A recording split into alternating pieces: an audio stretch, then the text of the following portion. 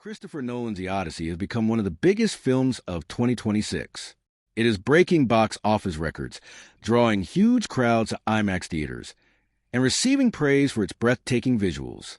But now, one of the people most closely connected to Homer's original epic has launched a devastating attack on the film.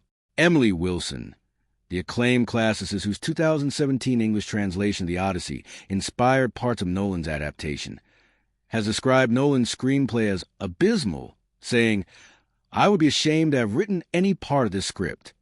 Was Wilson right? Or is this another example of literary scholars expecting too much from Hollywood? Before we dive in, if you enjoy movie news, honest analysis, and entertainment stories backed by facts, make sure you subscribe and turn on notifications so you never miss our latest videos. Christopher Nolan is no stranger to criticism. Throughout his career, every major Nolan film has divided audiences in some way.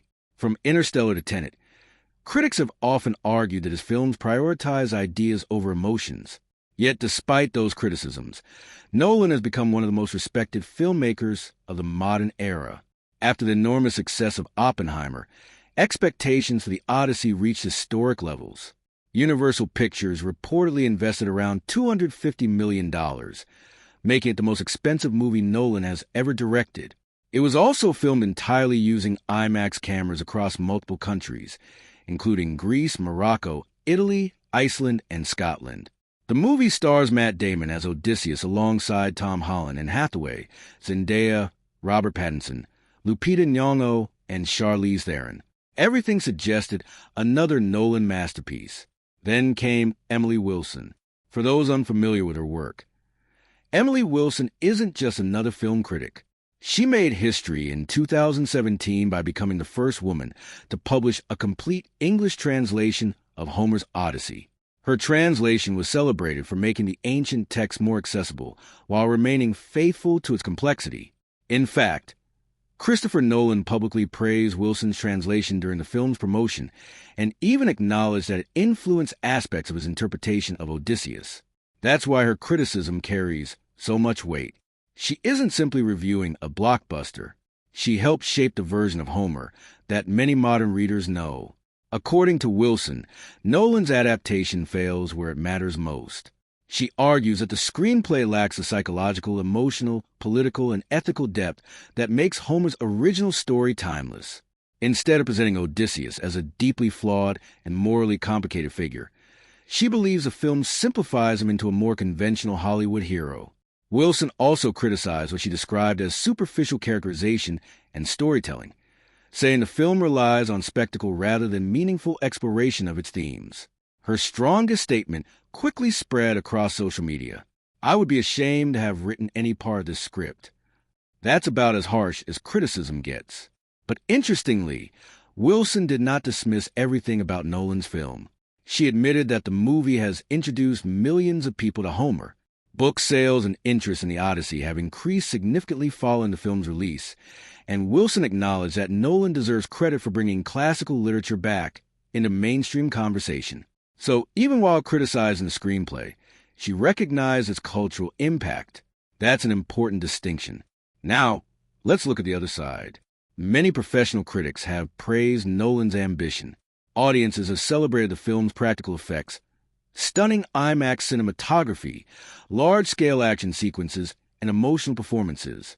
The movie has become one of the biggest box office successes of Nolan's career, proving that general audiences connected with his vision, even if some scholars did not. This highlights an important question. Should a movie be judged primarily as a faithful adaptation, or as a standalone cinematic experience? This debate isn't unique to The Odyssey. Every famous adaptation faces the same challenge. Peter Jackson changed parts of The Lord of the Rings. Stanley Kubrick dramatically altered Stephen King's The Shining. Even Marvel and DC movies constantly reinvent comic book stories. Great filmmakers often reinterpret source material instead of copying it word for word. Christopher Nolan has always approached historical and literary works through his own creative lens. Whether audiences agree with those choices is another matter. One of Wilson's biggest complaints concerns Odysseus himself. In Homer's original poem, Odysseus is brilliant but deeply flawed. He lies, he manipulates, He makes terrible decisions. His pride repeatedly creates disasters. Some critics argue that Nolan softens these darker qualities, making him easier to admire but less psychologically fascinating. For literary scholars, that's a major loss. For mainstream moviegoers, however, it may make the story more accessible.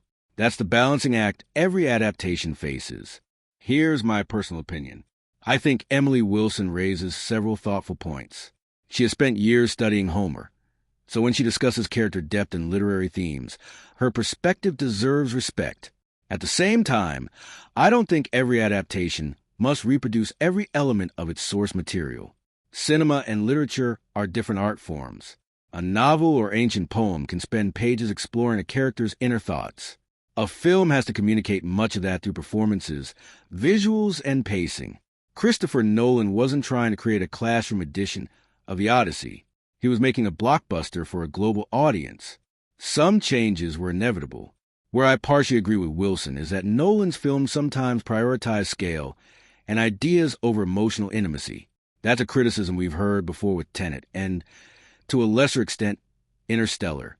Whether that's a weakness or simply Nolan's unique style depends on the viewer. Ironically, this controversy may help the movie even more.